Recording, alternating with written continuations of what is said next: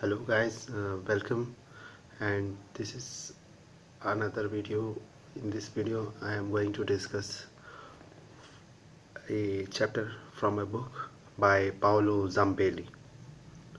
This book is part of the Variorum Collected Studies series, and the name of this book is Astrology and Magic from the Medieval Latin and Islamic World to Renaissance Europe. It was published in 2012 by Routledge. I am going to read one particular chapter here, and this chapter is called Astrologers' View Theory of History. But this chapter is not for the current astrology students. It is for from 1450 to 1550 Renaissance related astrology. So here it is. You might be remembering that I mentioned in the earlier video related to negative knowledge by that economist, right? So what was his name? I'm forgetting, but you can see in the previous video.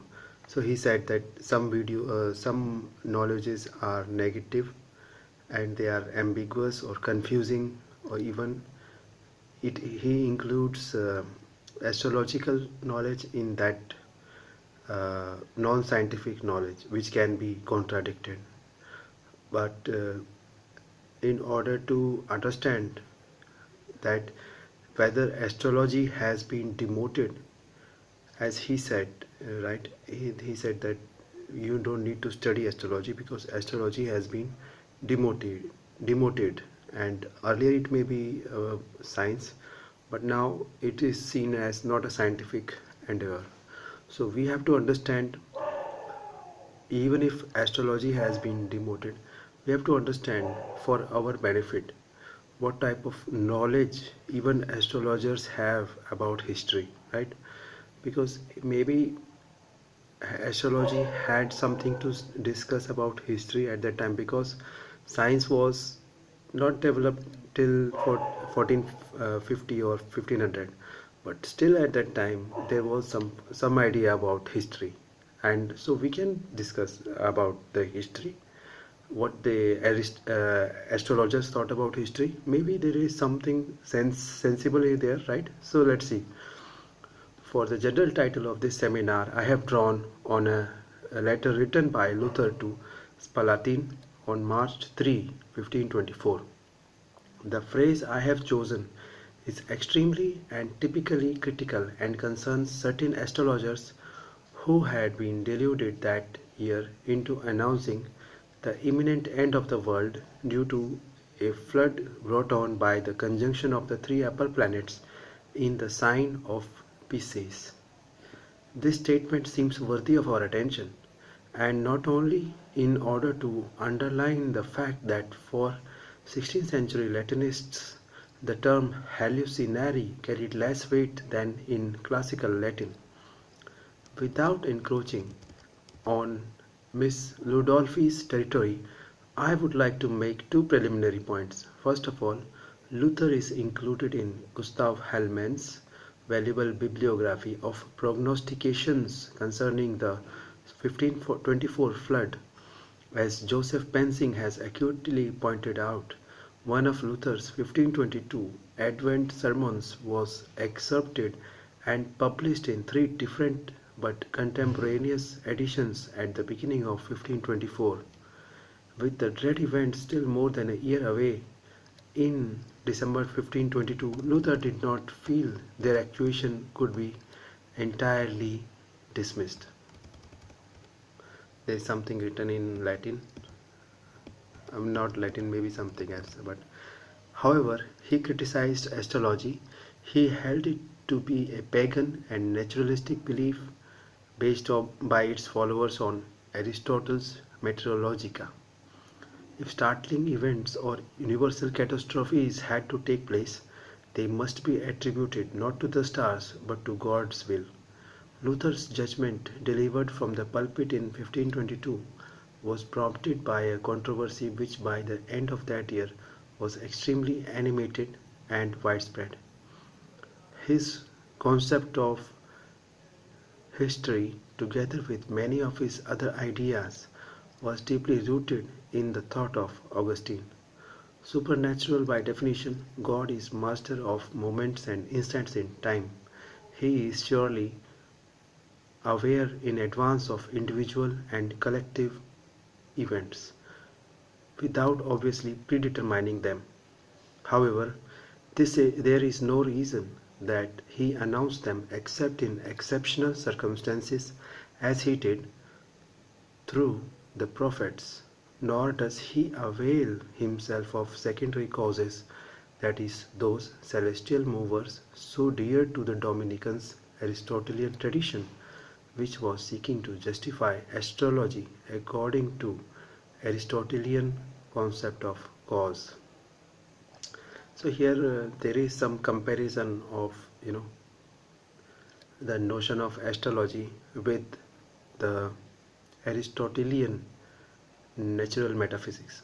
Natural metaphysics is slightly complicated, but how things move each other, what is the cause, and what are the connections between the forces on those objects. Are there Aristotle was a philosopher, Greek philosopher. He had a theory about the material causes and efficient causes. Material causes are like those which act immediately, but efficient causes are those which they are somewhat things which contain a design and happen by a connection of design. Some things are having a reason, a logocentric idea, but you don't need to think more on that. We're just telling that there are some things which are moved by how they are designed, but it is a complex topic, but don't worry. So let's see what he is saying here. So and more recently, Giovanni and Gianfrancesco Pico had focused on concerning the concept of astrology, not to mention the polemics in Paris between the theologians Pierre de Ailly and John Gerson. Therefore, Luther, who did not hesitate to admit the devil's direct intervention in human affairs and to legitimate the existence of divinatory meaning in exceptional natural phenomena, did not accept astrology. Luther did not accept astrology because he admitted the devil's direct intervention in human affairs. Okay. So he had I don't understand how devil's acceptance can lead to rejection of astrology, but no matter. Let me make it clear immediately that I have no desire to pass judgment on either the Augustinian or the Aristotelian Thomistic thesis, or to say which is more modern or acceptable today. Both can be smiled at with no hesitation, and one cannot approach either as one would approach the task of explaining Spinoza or Kant. And to one's students, I only wish at the outset to differentiate two ideal and undoubtedly not very rigorous models which in my opinion played a very important role in intellectual history between Middle Ages and the Renaissance. What was the role played by this model of astrology and history, right? So Miss House and Mr. Carotti will soon be discussing two close collaborators of Luther, George Spalatin and Melanchthon. More interested than the reformer in the Renaissance of classical antiquity, they were also much more open to astrology, perhaps for ulterior propagandistic reasons.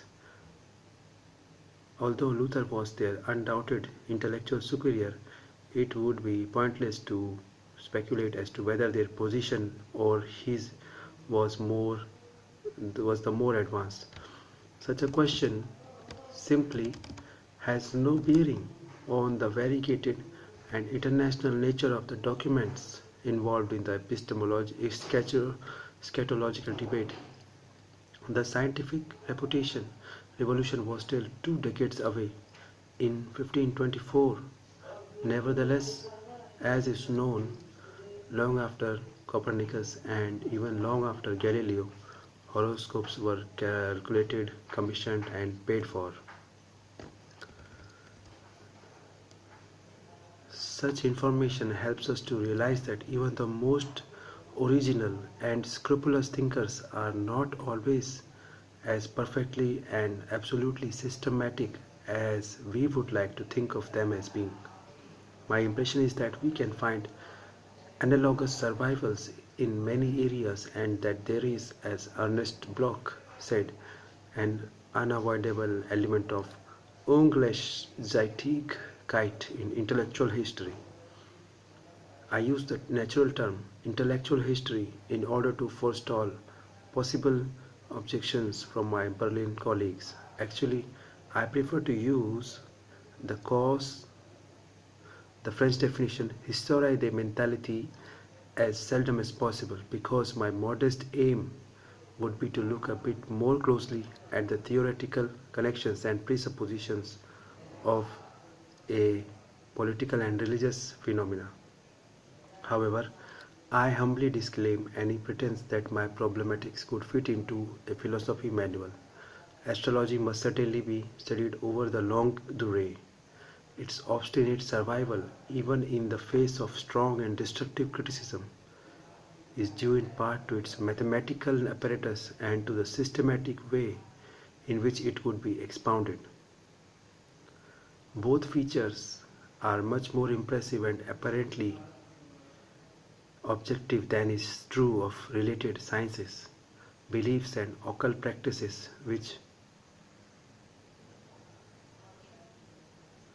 incidentally were also founded according to the same principles. However, in the case under study, the longue durée is not helpful because we are examining an episode which can be said to extend over barely a quarter of a century, which concentrated during the years 1512 to 24 and which exploded in the last 3 years of that time span. This was the period of the Italian Wars and Gallican Conciliabulum in Pisa, of Luther's thesis and Riksdag of Worms, and of the elections of Charles V and his preceptor Adrian VI.